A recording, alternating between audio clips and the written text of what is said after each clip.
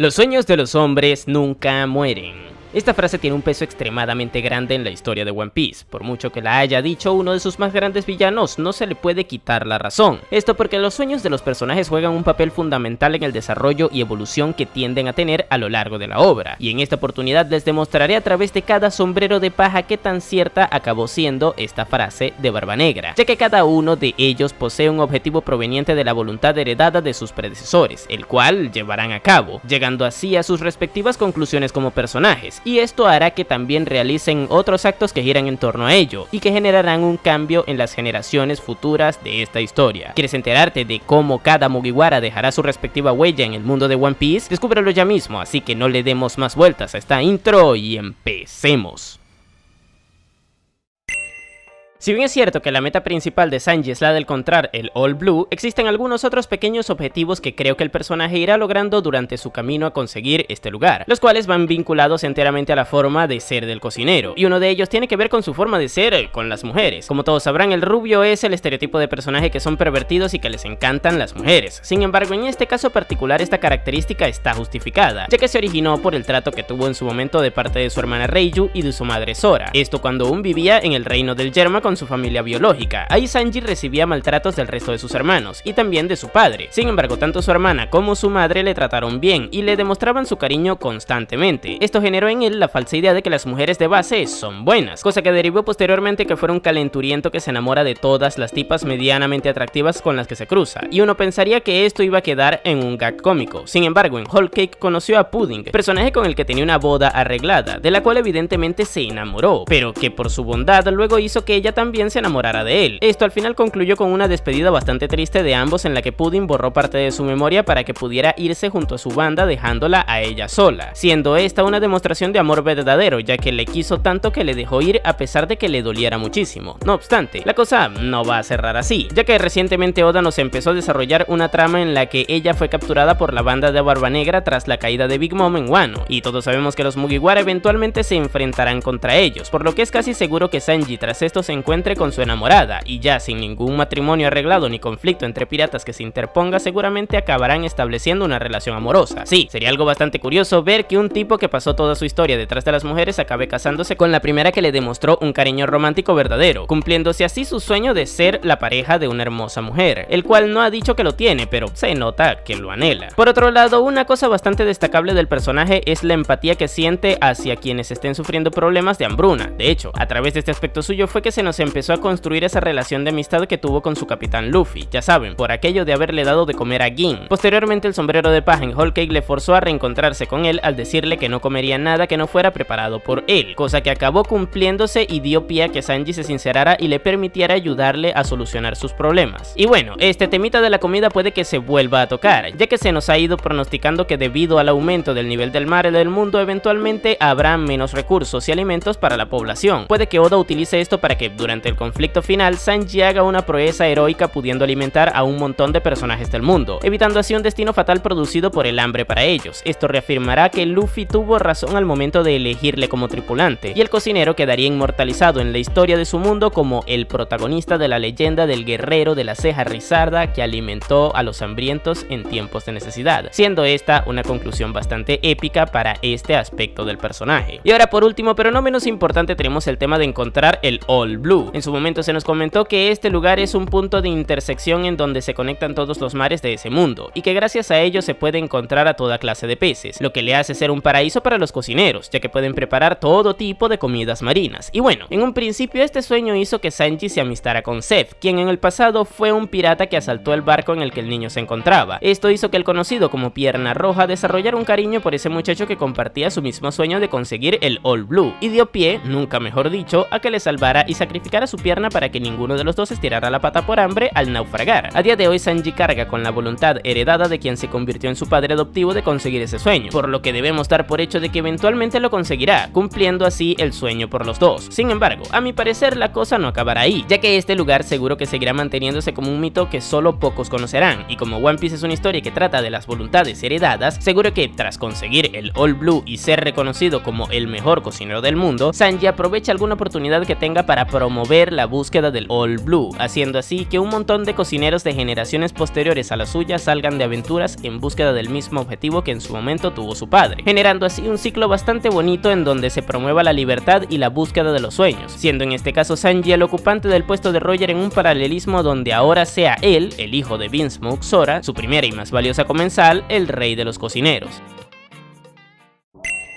Desde su presentación como personaje, Usopp ha hecho un comentario recurrente, y ese es el de que posee un gran ejército de guerreros en su espalda. Esto principalmente lo usa para intentar asustar a los personajes a los que se los dice. Sin embargo, de momento esto nunca le ha funcionado, en parte porque no existe flota que realmente esté esperando órdenes suyas para actuar. Y ahora que sabemos esto, es bueno tener en cuenta también que muchas veces Usopp nos comenta a rasgos generales lo que anhela a través de las mentiras que dice. Esto lo podemos intuir, ya que previo a irse con Luffy de la Villa Syrup, se inventaba muchas historias de aventuras que le decía a Kaya que en algún momento tuvo. Poco a poco varias de ellas se han ido haciendo realidad, por lo que podría decirse que Usopp aquí nos estaba demostrando indirectamente que quería vivir esas experiencias, a pesar de que se muriera de miedo cuando estaba en medio de esas situaciones. Todo esto me hace pensar, ¿y si la mentira de que tiene un gran ejército a su espalda eventualmente se volverá una realidad? A día de hoy sabemos que la banda de los sombreros de paja poseen una gran flota que estaría dispuesta a luchar a su favor si es que lo llegaran a necesitar, y la misma no hace más que acrecentarse con cada isla por la que pasan, ya que hacen un montón de aliados a medida que las recorren. Eventualmente todos estos personajes harán acto de presencia para apoyar al conjunto protagónico, y puede que este momento sea en el de la gran guerra final, donde seguramente Oda ponga toda la carne en el asador al momento de hacer que los personajes participen en ella, y es aquí en donde entraría Usopp, quien debido a sus excentricidades o incluso por algún casual de la trama, acabe siendo el encargado de liderar a todo ese ejército. Por medio de esto el tirador podría al fin decir que tiene un ejército de cientos de guerreros a su espalda listos para luchar, pero ahora con el desenlace épico de que eso sea cierto, cumpliendo así ese supuesto anhelo que podría llegar a tener. Por otro lado, es una evidencia que a través del personaje Oda intenta transmitirnos ese camino que recorren las personas con cuadros de depresión para superarse a sí mismos. Es por esta razón que constantemente Usopp tiene recaídas en las que puede llegar a parecer que no progresa en mejorar su forma de ser. Esto se ve completamente vinculado a su miedo, y es que constantemente Usopp debe luchar con él para poder actuar en situaciones críticas, a las cuales eventualmente se sobrepone de alguna u otra manera. A través de esto Oda nos ha dado a entender que al igual que el miedo de Usopp, la depresión es algo que constantemente ataca a quien la sufre, pero que no es algo que te inhabilite a poder seguir adelante. Habiendo entendido esto, ahora el tema de su sueño, el de ser un bravo guerrero del mar, toma otro matiz, y es que a cualquiera le debe de haber chocado un poco escuchar como entre todos los sueños ambiciosos del resto de sus compañeros del East Blue, el de Usopp podría simplemente resumirse a convertirse en un tipo valiente. Pero es que, claro, tomando en cuenta que es un personaje que representa lo que les comenté hace rato, es normal que sus expectativas sobre sí mismo sean bastante bajas, y por ello su objetivo final sea el de ser reconocido como alguien valiente. Esto es algo irónico tomando en cuenta que, si le contamos varias hazañas que ha tenido el narizón durante la historia a personajes randoms del mundo de One Piece, te confirmarán que efectivamente es valiente, ya que por ejemplo lo de pararse al frente de un almirante de la marina para defender a uno de sus compañeros no es algo que haría alguien que no lo sea. Sin embargo, lo que realmente importa aquí es que el propio Usopp se considera a sí mismo como tal, ya que solo así podría decirse que superar ese complejo que tiene que le hace verse como alguien menos que el resto de sus compañeros. Puede que actualmente en el arco de Elbaf el tirador encuentre ese camino que deba recorrer para darle más forma a su objetivo, puesto que de momento sigue siendo abstracto, pero ya teniendo esas pautas establecidas, solo le quedaría cumplirlas y convertirse en un bravo guerrero del mar, reconociéndose a sí mismo como tal. Por último, pero no menos importante, está su camino como tirador, y es que constantemente en la historia se nos ha dejado bien en claro que Usopp es un prodigio en cuanto a puntería respecta. Prueba de ello es que tan pronto como tuvo un cañón en la mano, este pudo en el East Blue acertar a sus objetivos. Más adelante en Enies Lobby este logró salvarle la vida a Robin con un tiro perfecto que impactó en Spandam, y luego en Dressrosa realizó un disparo kilométrico que salvó a su capitán y a Lo de ser afectados por los poderes de Sugar, cosa que hubiera acabado con cualquier posibilidad de enfrentar a Doflamingo en ese arco. Dicho esto, esta capacidad del personaje parece haberla heredado de su padre, Yasopp, quien actualmente forma parte de una de las bandas de piratas más poderosas del mundo, si no la que más, y que encima recientemente nos demostró que como tirador es un tipo que posee una capacidad destructiva impresionante. Pero más allá de esto, Usopp tiene una trama abierta con su padre, y es que anhela verlo, esto porque para él fue sumamente traumático que le dejara solo con su madre enferma para irse de aventuras. Puede que eventualmente ambos personajes se encuentren, y ojalá y esto dé pie a que nuestro tirador se proponga a superarle, dando así inicio a la trama de convertirse en el mejor tirador del mundo, o en su defecto, al rey de los tiradores. En el camino se tendría que enfrentar también a Van Augur, el capitán de la flota de Barba Negra, quien también posee habilidades brutales con este estilo de pelea. A través de esta trama, Usopp podría demostrarnos a los espectadores lo poderoso que siempre ha sido, cerrando así este complejo de inferioridad que tiene respecto al poder del resto de sus compañeros.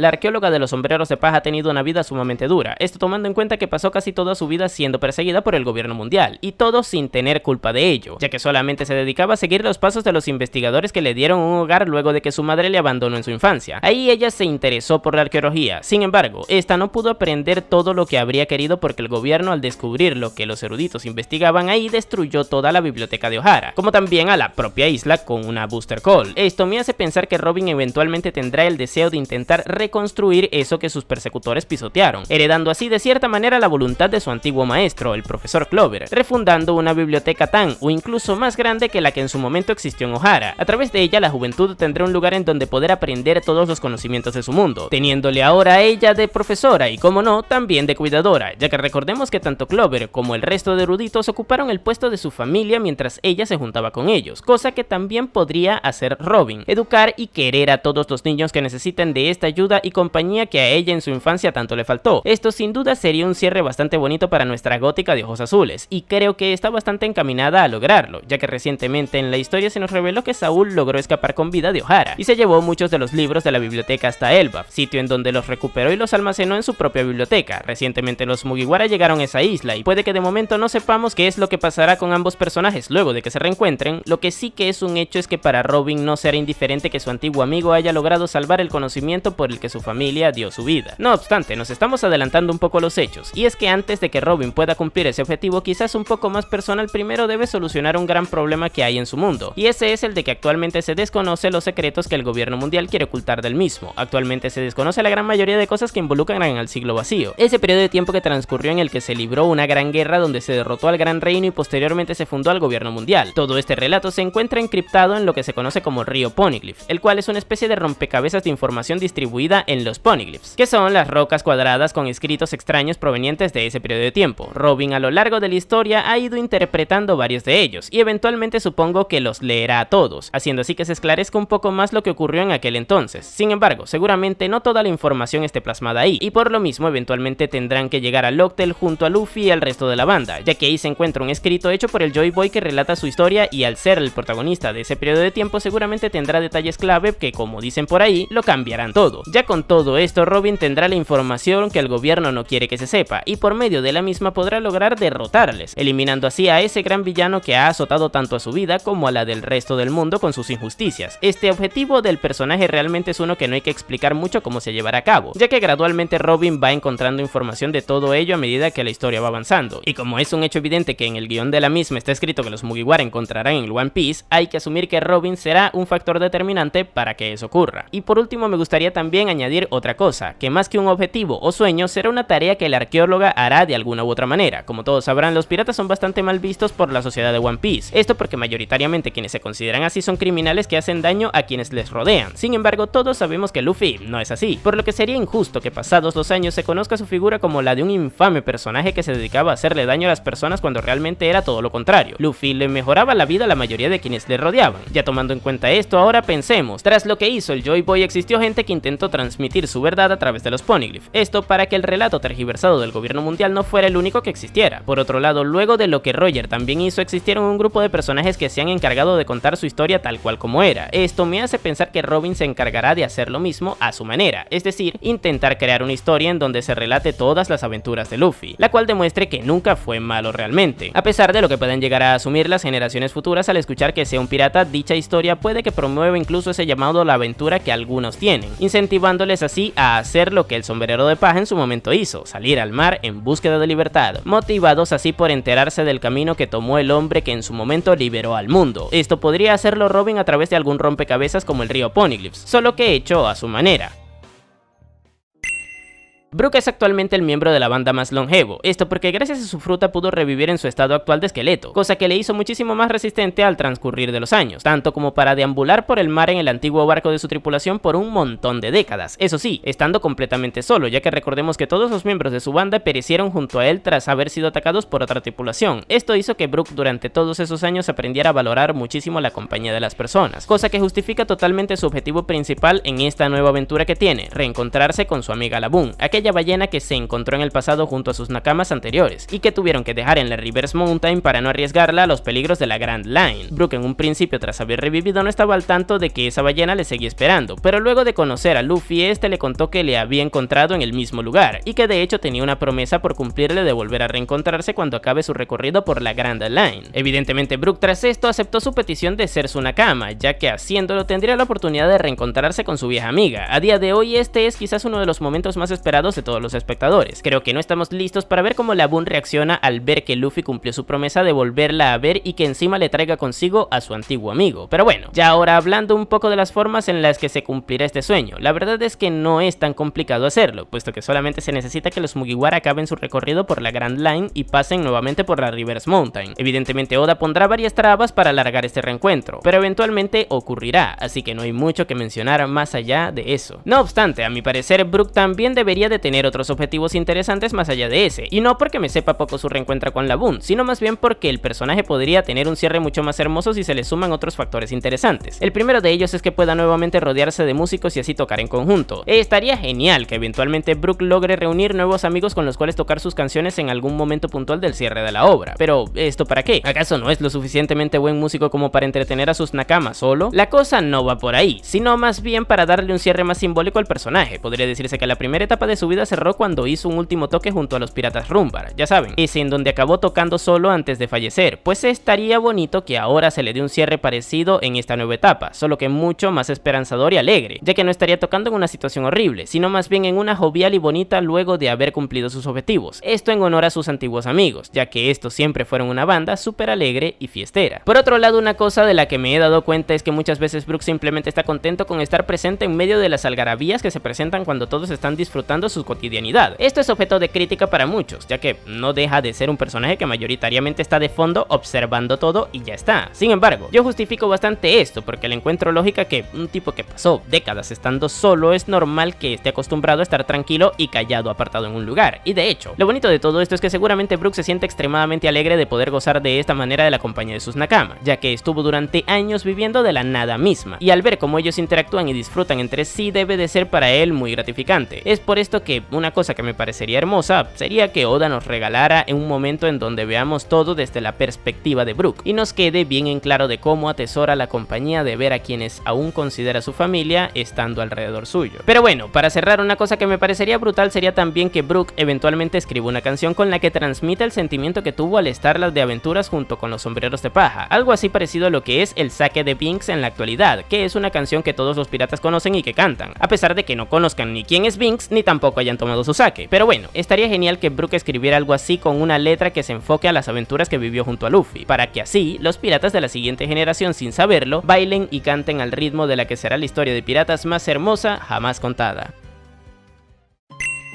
Para nadie es un secreto que el sueño principal de Zoro es el de convertirse en el mejor espadachín del mundo, y para conseguirlo solo hay un solo camino: derrotar al personaje que ocupe en el momento ese puesto. No obstante, actualmente nos encontramos en una encrucijada bastante curiosa, y esa es la de que, por cómo posiblemente se organicen cronológicamente los arcos que nos restan de historia, seguramente el bando de los sombreros de paja y el de la Cross Guild, facción en la que actualmente se encuentra Mihawk, el ocupante de ese puesto, se acaben cruzando de forma bastante prematura. Esto porque ambos grupos van en búsqueda del One Piece, y el hecho de que Locktail sea encontrada será el factor que desencadene la guerra final contra el gobierno mundial. Esto por lo que dijo Shirohige en su último discurso. Partiendo desde esta base, uno podría pensar que Zoro se enfrentará a Mihawk cuando ambas bandas se crucen durante la carrera por conseguir el One Piece, pero esto lo siento bastante anticlimático. Piensen una cosa: por la promesa que Zoro le hizo a Luffy en el Baratie, este no puede volver a perder contra Mihawk cuando se enfrenten otra vez. En pocas palabras, Zoro le tendrá que ganar sí o sí. Asumiendo esto, entonces el espadachín de los sombreros de paja se consagraría como el mejor del mundo de forma extremadamente prematura en la historia, quedándonos aún el arco más potente de todos por ver, que es el de la guerra final, y esto me parece muy anticlimático. Es por esta razón que se plantea como posibilidad que a Mihawk le quitara el puesto a alguien más, o que por lo que sea él mismo sea quien posponga súbitamente ese enfrentamiento hasta que se solucione todo el conflicto contra el gobierno, el cual, objetivamente hablando, debería de tener más importancia para todos debido a que afectará el curso del mundo en el que viven. Muchas son las posibilidades que pueden ocurrir para la conclusión del objetivo de Zoro, pero lo que hay que tener presente es que todas acabarán en lo mismo, es decir, en la epiquísima pelea pelea en donde se consagre como el mejor espadachín del mundo. No obstante, existen otras metas que, aunque literalmente no se las haya autoimpuesto el personaje, sabemos que también deberá cumplir de cara a su cierre como personaje, y una de ellas justamente es la de convertir una espada suya en Kokuto. Recordemos que este es el estado en el que están las Meito que tienen el filo oscurecido de forma permanente. Ejemplo de ellos son la Shusui de Ryuma y la Yoru de Mihawk. Curiosamente, ambas espadas son o fueron empuñadas por los espadachines más pro de sus respectivas épocas, ya que Ryuma fue conocido posteriormente en la historia como el dios de la espada y Mihawk actualmente es el mejor espadachín. Evidentemente Zoro quedará inmortalizado como una leyenda al igual que ellos, y en parte para que esto ocurra necesita transformar alguna de sus Meitos en Kokuto. Yo personalmente creo que lo hará con las 3 que actualmente empuña. Con cada una tendrá un caso especial, así que iré hablando de ellas de una en una. Con Enma, por ejemplo, está el tema de que Oden casi la transformó en Kokuto, es decir, gran parte del trabajo está hecho según su padre, el cual también dijo que sería tarea de Zoro concluirlo. A través de este, el peliverde puede que aprenda a cómo lograr ese objetivo, pero evidentemente no tendrá el mérito total de hacerlo, así que solo servirá como su tutorial para que nos entendamos. Ahora, la que verdaderamente podría ser la primera espada que transforme en Meito por sí mismo debería de ser o la Wado Ichimonji o la Sandai Kitetsu. En el caso de la Wado sería en honor a Kuina, su amiga de la infancia con la que hizo la promesa de convertirse alguno de los dos en el mejor espadachín del mundo, y en el caso de la Sandai sería porque es la única espada que actualmente tiene que es 100% suya. El orden puede variar entre ambas, pero estaría brutal que las transforme a las dos también. Y por último está un tema que a mí personalmente me encantaría que Zoro también hiciera. Verán, a lo largo de la historia este personaje se ha visto vinculado al tema del sexismo que hay entre los espadachines, es decir, han habido un par de casos que le han afectado que tienen que ver con la percepción que se les da a las mujeres cuando se convierten en espadachinas. El primero de ellos fue el de Kuina, y es que, como muchos recordarán, ella se autodesinstaló de la vida luego de que se percatara de que Zoro le estaba alcanzando en su nivel con la espada. Esto agravó el hecho de que constantemente tuviera que haber crecido con el estigma generado por su padre de que ser mujer le dificultaría mucho el poder convertirse en una buena espadachina, por lo que, con el orgullo totalmente herido, no tuvo otra salida que hacer lo que hizo. A Zoro esto le marcó de por vida, hasta el punto en el que decidió pedirle la Wado Ichimonji a su padre para llevar la voluntad de Kuina consigo en su camino a cumplir su sueño. Luego también tenemos el caso de Tashigi, el cual no es ni de chiste tan determinante como el anterior, pero con este se nos deja bien en claro que existe una intencionalidad por parte del autor en mantener este tema presente en el camino del peliverde, y es que por un montón de malos entendidos, la Marin, que de hecho es idéntica a Kuina, se cree que Zoro le ve como alguien débil solo por ser mujer, y esto les ha llevado a tener un par de discusiones. Con ambos casos podemos interpretar que Oda quiere que Zoro demuestre algo referente a la visión de su antiguo maestro. A mi parecer la va a romper, puesto que ya hemos visto que ser mujer no es un impedimento para volverse poderosa en ese mundo. Como pruebas de esto están los casos de Big Mom o de Boa Hancock. Pero bueno, estaría brutal que Zoro, al finalizar todos sus objetivos, cree un dojo en donde se dedique a enseñar su estilo, y donde no discrimine a nadie que quiera aprender la técnica de la espada por su género, es decir, que le enseñe tanto a hombres como a mujeres por igual. Eso sin duda alguna demostraría que el futuro mejor espadachín del mundo le dará oportunidades por igual de cumplir su objetivo a todos los espadachines de las próximas generaciones.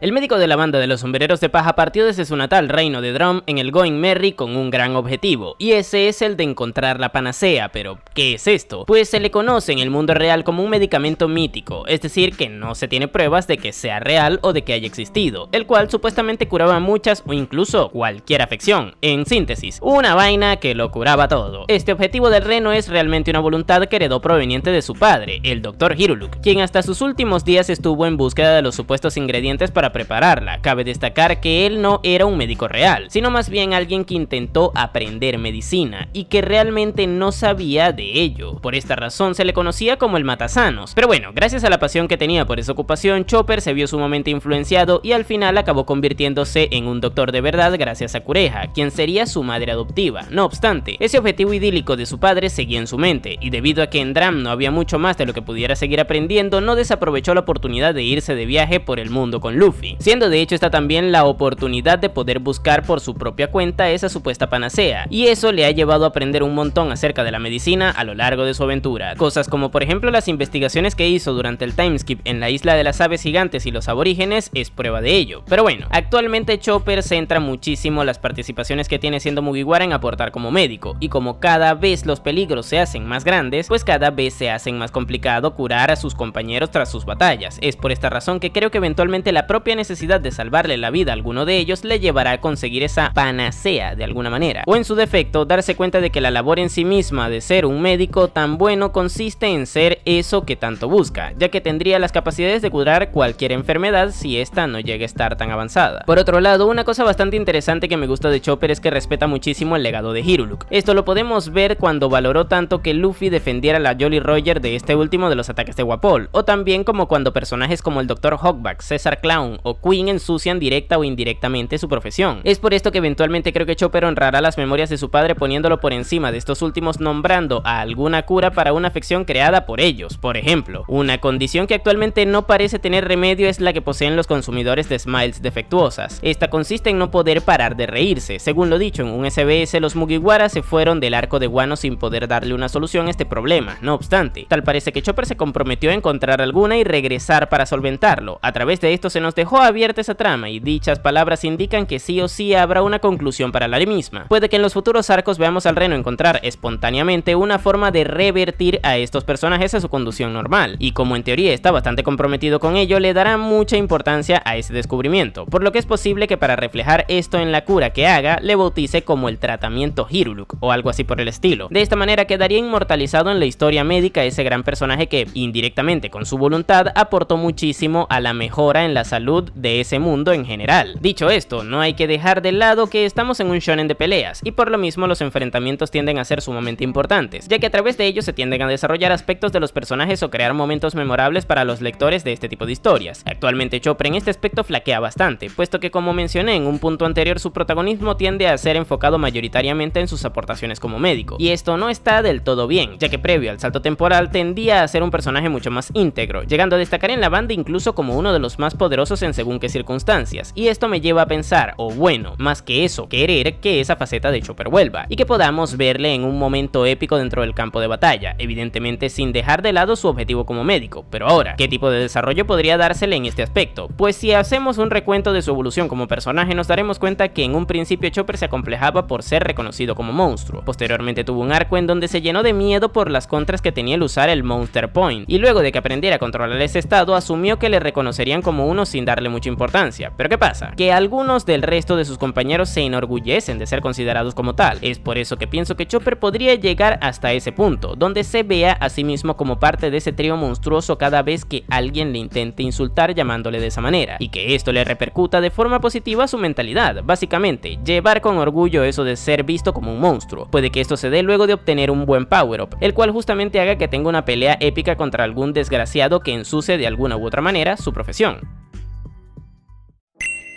A pesar de que prácticamente no se haya desarrollado nada este tema a lo largo de la historia, Nami tiene de sueño alcanzar a mapear todo el mundo de One Piece. Pero, ¿de dónde estoy sacando todo esto? Pues si nos vamos a su flashback, momento en donde conocimos a su madre Belmer, ahí en algunas interacciones con este personaje Nami alcanzó a mencionar que quiere hacer un mapa de todo el mundo entero, cosa a la que su madre le alienta, y de hecho, por haber practicado tanto en su niñez, alcanzó a desarrollar esa habilidad bastante buena para dibujarlos, cosa que llamó la atención de Arlong cuando este invadió la villa Kokoyashi. De hecho, la razón por la que el pirata Gyojin accedió a que Nami trabajara para él fue justamente esa, por eso es que le tenía una habitación específica para que los dibujara en su base, misma que destruyó Luffy antes de derrotarlo. Tras esto no se le ha visto más a Nami canónicamente realizar esta actividad. Sin embargo, según lo dicho por el propio Oda, tal parece que ella va avanzando en su objetivo dibujando los mapas de todos los sitios por donde pasa en su aventura junto a su banda. De hecho, se ve que sigue teniendo la habilidad bastante bien entrenada, ya que en Elbaf alcanzó a memorizar en segundos el mapa de un sitio en donde se encontraban atrapados. Habiendo dicho esto, ¿cómo Nami alcanzará a cumplir su objetivo en el futuro? Pues a mi parecer no creo que Oda le dará tanta relevancia en su historia al sueño de la navegante, por lo que seguramente ella seguirá progresando en el mismo fuera de cámaras hasta cumplirlo, cosa que personalmente no me gusta, ya que le quita esa magia que tiene el ver cómo cada personaje principal va progresando constantemente en la aventura para lograr sus metas. Pero bueno, una alternativa a esto es que eventualmente esta tarea de mapear el mundo tome más importancia para resolver algún problema en la guerra final, y que gracias a Nami, que lo ha ido haciendo a lo largo de toda su travesía, historia se pueda solucionar, cosa que al menos nos refrescaría la memoria de que este siempre fue su objetivo. Pero para complementar este objetivo también tenemos otros que le añadirían tanto grandeza como emotividad a la conclusión del personaje que tendrá Nami. Uno de ellos es el de conseguir acaparar el tesoro monetario más grande del mundo. Como todos sabrán, el gag cómico de este personaje es el de que le encanta el dinero, cosa que de hecho mucha gente malentiende creyendo que Nami es tacaña, algo que no tiene ni el más mínimo sentido si tomamos en cuenta que estuvo dispuesta a gastarse todo su dinero en la libertad de Camie luego de que la capturaran y la estuvieran vendiendo en la casa de subastas de Shabondi. Y recordemos, Nami no tenía ni un día conociendo a esa sirena y aún así quería dar todo su dinero para comprarla y salvarla. O como también pasó con Usopp en Water 7, donde después de que le hayan robado el dinero que planeaba gastar en reparar el Merry, esta se preocupó más por su salud que por el tesoro perdido. Vamos, que Nami no es una tacaña. Sin embargo, sí que le encanta el dinero. Es por esto que creo que eventualmente la gata ladrona logre acaparar la mayor cantidad de riquezas que un pirata pudo haber conseguido. Puede que incluso encontrando y sumando a sus arcas el supuesto tesoro que dejó escondido el Capitán John, un ex tripulante de los Piratas Rocks. Si este fuera el caso, Nami pasaría a la historia como una pirata famosa para alcanzar ese gran logro. Sin embargo, como ya hemos visto, ella realmente no es una mujer tacaña. Y de hecho, la razón por la que se metió en el mundo de la piratería fue justamente porque le faltaba dinero. Es por esta razón que creo que al resolver el conflicto final de la historia, ella deje una gran parte de esas riquezas escondidas en algún lugar en donde algún pirata que se haya visto en una situación parecida a la suya la puede encontrar. Evidentemente, este tesoro se haría reconocido como el tesoro de la gata ladrona y daría pie a que muchas personas con ansias de aventuras den inicio a sus travesías para buscarlo en un futuro. Mucha gente se muestra reacia a las conclusiones de personajes femeninos que acaban siendo madres en el final de las historias. Esto en parte porque en muchos otros mangas no se ha hecho nada bien esto, y ejemplos del mismo medio en donde se encuentra One Piece hay un montón, siendo algunos de ellos el manga de Naruto o el de Tokyo Ghoul, donde algunos personajes femeninos quedaron relegados a simplemente ser madres, y esto la verdad es que no estuvo tan cool. Sin embargo, yo creo que Oda lo podría hacer bien con Nami, ya que ella lo sería justamente en el epílogo de la historia, es decir, luego de haberse consagrado como la pirata más adinerada del mundo, y de inmortalizar como la dueña del tesoro de la gata ladrona, además de también como quien mapeó el mundo entero, logros que sinceramente no están nada mal. Ya teniendo esto y una vida mucho más tranquila, yo sí le veo haciendo exactamente lo mismo que su madre Belmer, es decir, adoptar a algunos niños necesitados para darles una mejor vida, y de esta manera poder heredarles esos valores que en su momento su madre le inculcó tanto a ella como a su hermana Nojiko, demostrándoles lo importante que es el dinero en ese mundo, pero también lo insignificante que es en comparación al valor que tiene una vida, unos buenos amigos o una divertida aventura, cosa que aprendió la navegante de los Mugiwara en su vida y que le vimos demostrar durante esta hermosa historia.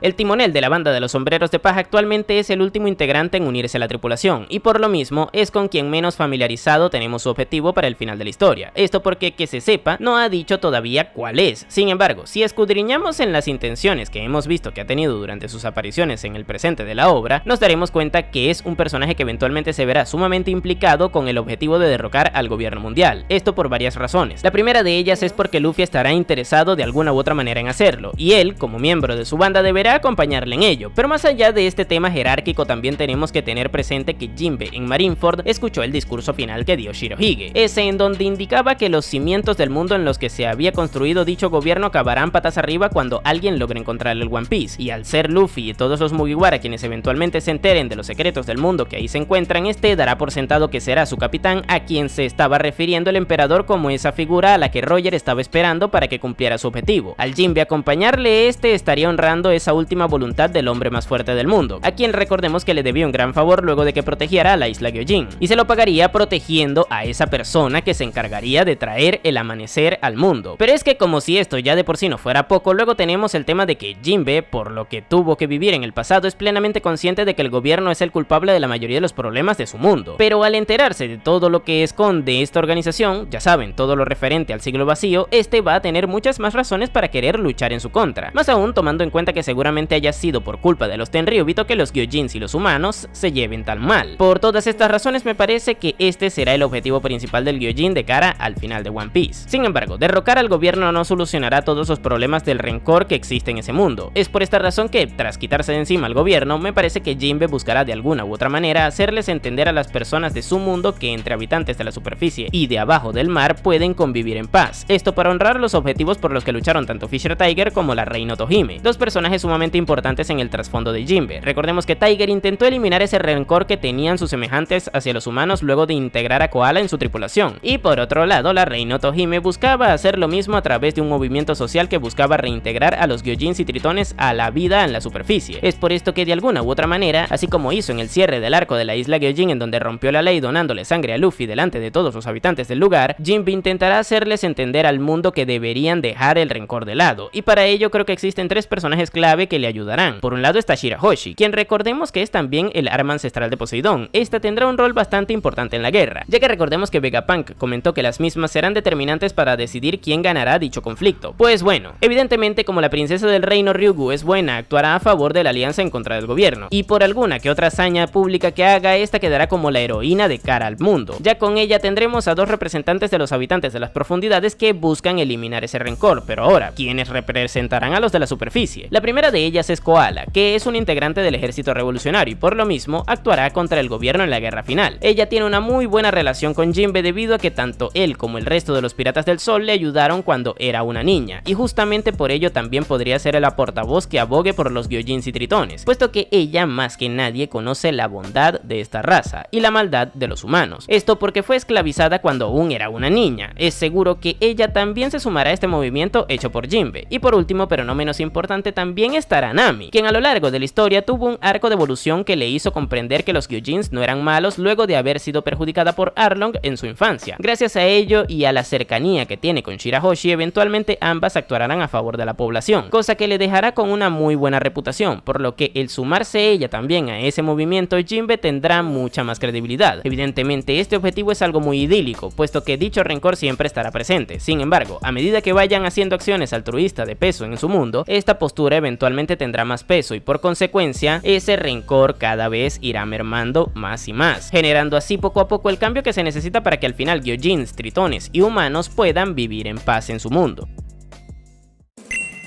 Durante el salto temporal, el carpintero de los sombreros de paja estuvo sus 2 años de entrenamiento en la isla natal del Dr. Vegapunk, más específicamente en su antiguo laboratorio. Esto hizo que tomara como referencia sus antiguos experimentos y se mejorara a sí mismo aplicando tecnología avanzada en su cuerpo, cosa que por cierto a mucha gente no le gustó debido a que su diseño pasó a ser más excéntrico. Sin embargo, gracias a esto Franky desarrolló una admiración tremenda por el científico, y esto fue algo que se palpó bastante en el arco de Egghead, donde en varias oportunidades el cyborg se mostró bastante contento de compartir con Stella, que es como se denominaba el cuerpo original del Doctor en ese momento. Y bueno, a día de hoy, tras el cierre del arco de Egghead, sabemos que la vida del Doctor tuvo un punto final, al menos en la forma en la que tuvo cuando nació, ya que su corazón dejó de latir, y aunque sus memorias y su cerebro sigan estando vivos a través de sus satélites, podría decirse que como individuo ya no está del todo presente. Y esto me hace pensar, ¿y si Franky eventualmente supera a esa figura? Esto no tiene por qué ser de cara al público, obviamente, ya que la figura de Vegapunk es enorme de cara a la sociedad en ese mundo. Sin embargo, puede que a través de algún invento Franky logre lo que Vegapunk dejó pendiente, eso de generar energía gratis para todo el mundo. Curiosamente, el sistema del cuerpo del cyborg funciona gracias al refresco de cola como fuente de energía, y tiende a tener constantemente problemas con ello, quedándose sin reservas. Puede que solucionando este problema llegue a concluir con esa investigación que dejó pendiente el Dr. Vegapunk, y de esta manera heredaría y superaría la voluntad de ese sujeto al que tanto admiraba. No obstante, debemos tener presente que Franky, además de ese objetivo que podría llegar a tener, también tiene uno bien establecido, el cual de hecho mencionó justo antes de tomar la decisión de viajar con los sombreros de paja, y ese es el de recorrer el mundo entero junto con el Thousand Sunny. Este sueño lo tiene gracias a que heredó la voluntad de su padre adoptivo Tom San, quien en su juventud le comentó que debía sentirse siempre orgulloso de sus creaciones, por lo que tomándole como ejemplo, ya que hasta el último minuto en el que le vio, este se sintió orgulloso de haber construido el Oro Jackson, barco de Goldie Roger, cosa por la que de hecho le juzgaron y le desaparecieron. Franky ahora tomó esto como ejemplo y quiso llevar más allá todo ese logro que tuvo su padre. Si este construyó un barco tan resistente que pudo darle la vuelta al mundo varias veces, ahora él construiría uno que hiciera lo mismo y que encima le permitiera tenerle como tripulante para viajar junto a él. De esta manera honraría la importancia que tuvo Tom para él, sintiéndose orgulloso no solo de su creación, sino también de ese sujeto que le inculcó todos esos valores, llevando su testigo un poco más lejos de lo que él pudo, haciendo así mucho más grande el logro en conjunto. Y bueno, la realidad es que no hay mucha ciencia en cómo se logrará este sueño, ya que solo basta con que que Franky complete su viaje con los sombreros de paja mientras mantenga al Thousand Sunny en buen estado. No obstante, lo que sí que es importante resaltar es que debido a esto ahora tenemos que asumir que el barco no podrá bajo ningún concepto ser destruido en su totalidad, ya que si eso ocurriese su sueño no podría cumplirse. Y por último les traigo un tema sumamente interesante del cual no mucha gente se acuerda, o bueno sí, pero no le dan el enfoque a futuro que creo que deberían. Absolutamente nadie que esté al día se habrá olvidado del Going Merry, ese barquito que, debido al cariño que le tenían los Mugiwara, generó un espíritu de sí mismo que hacía que se reparara solo y que navegara por su cuenta hasta Enies Lobby para salvarles como última voluntad. Pues bueno, resulta que cuando Usopp le contó acerca de lo curioso que le parecía que el barco se reparara solo a Franky, este último identificó el acontecimiento rápidamente como la existencia de un Klabautermann, explicándole así a Usopp las razones por las que aparecía. Pero bueno, se ve que Franky se veía bastante conmocionado por haber confirmado que esto era real, ya que solo había escuchado de este tipo de fenómenos en leyendas. Ahora, tanto él como nosotros sabemos que esas cosas existen realmente en ese mundo, y no sería extraño que Oda vuelva a utilizar las mismas ideas más adelante, solo que ahora con el Thousand Sunny, el cual sería un barco igual de querido por la banda. Puede que en un momento puntual este barco desarrolle su propio Klabautermann, y que ahora sea Franky quien pueda verlo o incluso interactuar con él. A través de esto Oda nos podría desarrollar un poco más la existencia de este tipo de espíritus, y darle también un uso útil como personaje y no como objeto a la embarcación. Por otro lado, que Franky como carpintero logre ver con sus propios ojos a uno de estos espíritus posiblemente haría que más adelante este cree una leyenda entre carpinteros, con la cual promueve el cuidado y el buen trato de las embarcaciones, esto para prevenir que otras tripulaciones tengan que sufrir lo mismo que sufrió la banda de los sombreros de paja al ver que el Going Merry no daba para más.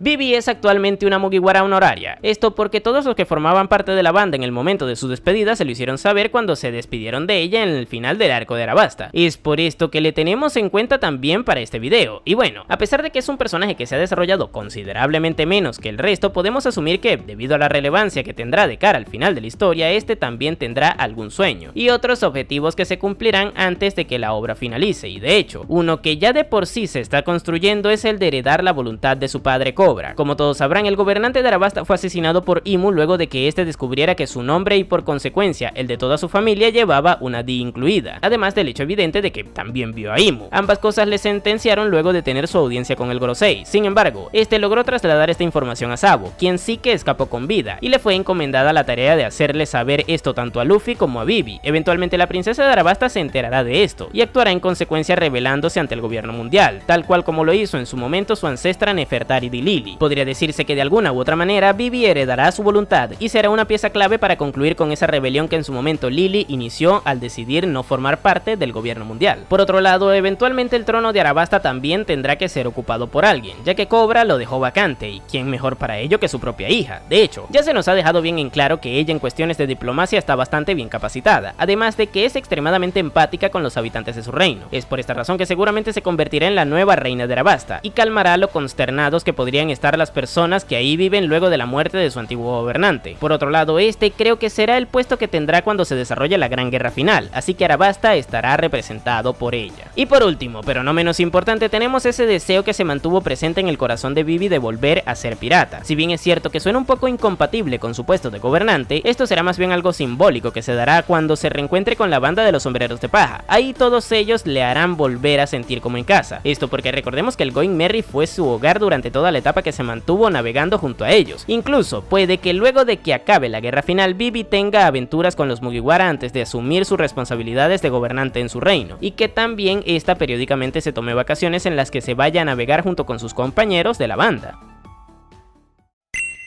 Por último, pero para nada menos importante, tenemos al protagonista Monkey D. Luffy, quien, como ya todos sabrán por mera repetición, su sueño principal es el de convertirse en el rey de los piratas, y para ello todos sabemos que necesitará encontrar el One Piece. Sin embargo, a día de hoy somos plenamente conscientes de que este no será el objetivo final de su historia, ya que encontrar el One Piece en sí mismo es lo que detonará la gran guerra final. Es por esta razón que a mi parecer puede que sucedan dos cosas para retrasar la obtención del objetivo de Luffy, puesto que no debería cumplir su objetivo principal antes de que se solucione soluciona la problemática principal. La primera de estas cosas que podría ocurrir es que la guerra final sea ocasionada porque otro personaje consiga el One Piece antes que Luffy, cosa que implicaría que él pierda la carrera por esta vaina. Si bien es cierto que esto es algo que no suena tan bien, pensando un poco más allá en lo que podría o no gustar en los espectadores, esto podría dar pie a que el propio protagonista se replantee sus objetivos y posponga su llegada a Locktail luego de que solucione todo el conflicto mundial, ya que no tendría sentido empeñarse en volver a ser rey de los piratas cuando se está dando un conflicto que decidirá el curso del mundo. Eso por un lado. Por otro está la otra cosa que podría ocurrir, y es que Luffy encuentre el One Piece antes de que ocurra la guerra final, pero que en Locktail no consiga eso que realmente le haga considerarse a sí mismo como rey de los piratas, o que en su defecto que dicho título no le sirva realmente para el otro objetivo que sabemos que tiene, el cual trasciende el hecho de ocupar el puesto que Roger dejó vacante, y de esto hablaremos en breves, pero es bueno tener estas dos cosas presentes, ya que la trama de One Piece pronto se encaminará a esa recta final en donde cada vez la historia se haga más y más lineal. Y bueno, antes mencionamos el tema de que ser el rey de los piratas no es el verdadero objetivo principal de Luffy, y esto se debe a que en el arco del país de Wano se nos reveló que Luffy tiene otro objetivo, el cual le comentó en su momento a Ace y a Sabo cuando eran pequeños, y que posteriormente al Yamato escucharlo de parte de Ace, quien se lo dijo sin querer, se dio cuenta de que era exactamente el mismo que tenía Goldie Roger, que a su vez se lo comentó a Oden y a Shirohige luego del encuentro que tuvieron esas dos bandas. Por medio de esto podemos trazar un paralelismo en la vida de ambos personajes, aparte de los muchos otros que ya existen, además de que esto nos deja mucho más claro que fue Luffy quien heredó su voluntad, y esta realmente podría ser una cadena que provenga incluso desde el siglo vacío o que trascienda al mismo. Podría estar dándose el caso de que en su momento Nika tuviera exactamente el mismo sueño que ahora tiene Luffy, pero que no pudiera cumplirlo. A pesar de esto, él lucharía por conseguirlo, cosa que haría que fuera conocido como el dios de la liberación posteriormente. Más adelante, dicho sueño sería heredado por el Joy Boy durante el siglo vacío, razón por la cual lucharía junto al Gran Reino en la guerra que se desarrolló en ese periodo de tiempo, la cual perdió y por consecuencia Joy Boy tampoco podría haberlo cumplido. Eventualmente Roger heredaría el mismo sueño, pero debido a su enfermedad y a que llegaron demasiado pronto a encontrar el One Piece, este tampoco habría podido conseguirlo, y ahora ese sueño lo posee Luffy, quien eventualmente lo cumplirá en nombre de todos sus predecesores. De momento no les podría decir cuál es dicho sueño, ya que las declaraciones que da Luffy son bastante ambiguas respecto al tema, y lo mucho que tenemos para deducirlo son las reacciones de todos sus compañeros luego de escucharlo. Pero bueno, sea cual sea ese objetivo, seguro que se logrará luego de acabar con el gobierno mundial, ya que si no, Joy Boy también lo hubiera conseguido sin necesidad de haber tenido que pegarse con Imu. Y hablando del gobierno mundial, es innegable que Luffy es quien actualmente ocupa el rol de elegido por el destino para liberar el mundo. Esto porque la voluntad de la fruta legendaria de Nika permitió que fuera comida por él en el pasado, así como que también ese muchacho agrupe un montón de características necesarias para ocupar ese puesto, como por ejemplo tener una fuerza de voluntad prácticamente inquebrantable, muchísima humildad, pureza y honestidad en su actuar, la capacidad de escuchar la voz de todas las cosas y una ambición enorme. Todo esto fue extremadamente necesario para que pudiera tomar el camino en el que se rodeara de aliados extremadamente peligrosos para el gobierno mundial, y que a su vez pudiera llegar tan lejos y seguir avanzando a pesar de las adversidades que se le han ido presentando. Eventualmente dicho camino le llevará a confrontar al gobierno mundial, y al salir victorioso, tal cual como lo profetizaron tanto Kozuki Toki como Roger o incluso el propio Shirohige en su lecho de muerte, el mundo en sí mismo cambiará para bien, generándose así ese gran amanecer por el que todos ellos y muchos otros personajes más lucharon directa o indirectamente. Ahora, existe un problema con esto, y ese es el de que no se puede ser completamente libre si existe una profecía que se tiene encima y que determina cuál será el destino a rasgos generales, por lo que alguna explicación tendrá que haber para que esto no entre en conflicto con el ideal de libertad que la propia historia intenta transmitir a través de Luffy. De momento seguimos con la incógnita de cómo Oda abordará este tema, pero tengan presente que la reacción de Luffy al enterarse de todo esto será determinante para poder comprender en su totalidad qué es lo que el autor intenta transmitir con este conflicto.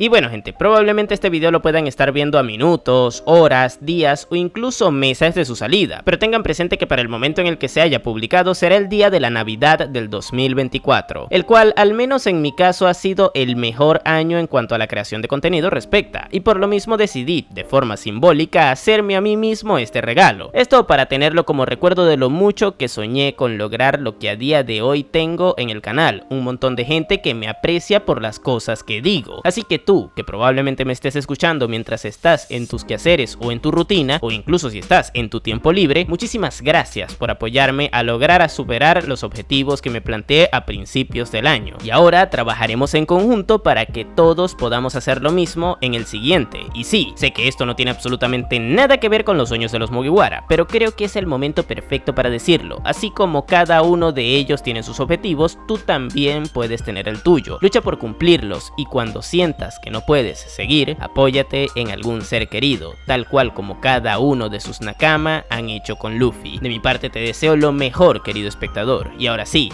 sin nada más que decir, tú puedes llamarme Napo y nos vemos en el siguiente video.